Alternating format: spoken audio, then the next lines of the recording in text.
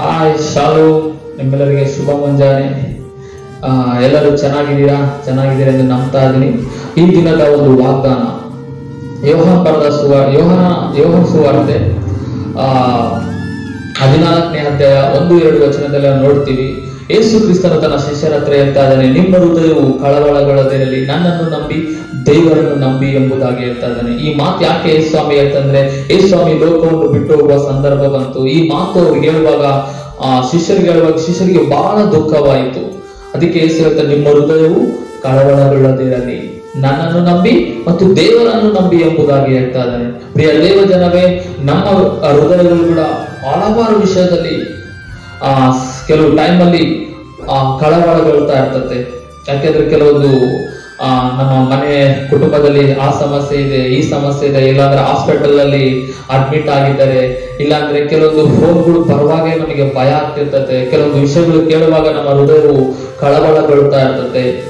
ಕುಟುಂಬ ವಿಷಯಗಳು, ವ್ಯಾಪಾರ ಅಥವಾ ದಾಂಪತ್ಯ ಜೀವನ, ಇಲ್ಲಾಂದ್ರೆ ನಮ್ಮ ಒಂದು ಮನೆಯಲ್ಲಿ ಹಿಂಗಾಯ್ತು, ಅಮ್ಮನಿಗೆ ಹಂಗಾಯ್ತು, ಅಪ್ಪನಿಗೆ ಹಂಗಾಯ್ತು, ಇಲ್ಲಾಂದ್ರೆ ನನ್ನ ಜೀವನ ಹಿಂಗಾಯ್ತು, ಯೌವನಸ್ಥರ ಜೀವಿತಗಳು ಹಂಗಾದ್ವು, ಹಿಂಗಾಯ್ತು ಅಂತ ನಾವು ಕೆಲವೊಂದು ವಿಷಯಗಳು ಕೇಳುವಾಗಲೇ ನಮ್ಮ ಹೃದಯವು ಬಹಳ ವಿಷಯದಲ್ಲಿ ಕಳವಳಗೊಳ್ತಾ ಇರ್ತದೆ.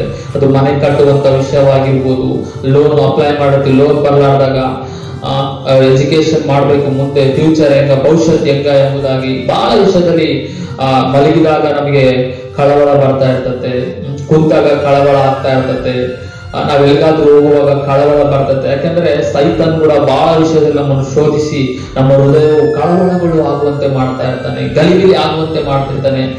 ಕುಂತಲ್ಲಿ ಕುದುರಕ್ಕಾಗಲ್ಲ, ನಿಂದ್ರಕ್ಕಾಗಲ್ಲ, ಸಮಾಧಾನ ಇದ್ದಂಗೆ ಬಹಳ ವಿಷಯದಲ್ಲಿ ನಾವು ಕಳವಳಗೊಳ್ತಾ ಇರ್ತದೆ.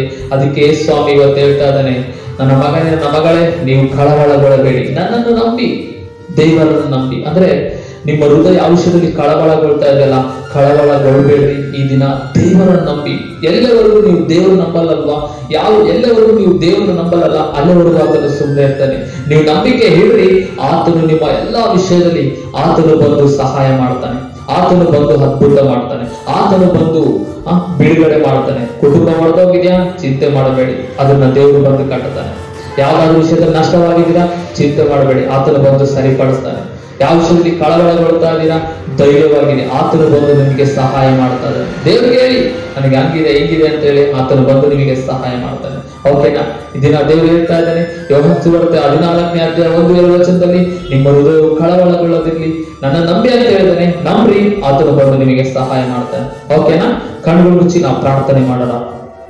ಪರಲೋಕದ ದೇವರೇ, ಈ ದಿನ ವಾಕ್ಯದ ಮುಖಾಂತರ ಮಾತನಾಡಿದ, ನಿಮ್ಮ ಹೃದಯವು ಕಳವಳಗೊಳ್ಳದಿರಲಿ, ನನ್ನನ್ನು ನಂಬಿ ದೇವರು ನಂಬಿ ಎಂಬುದಾಗಿ ಈ ವಾಗ್ದಾನ ಅಪ್ಪ, ಯಾರೆಲ್ಲ ಕೇಳ್ತಾ ಇದ್ದಾರೋ, ನಿನ್ನ ನಂಬ್ತಾ ಇದ್ದಾರೋ, ಅವರ ಜೀವಿತದಲ್ಲಿ ಬಿಡುಗಡೆ, ಅದ್ಭುತ ಸಹಾಯ ಮಾಡು.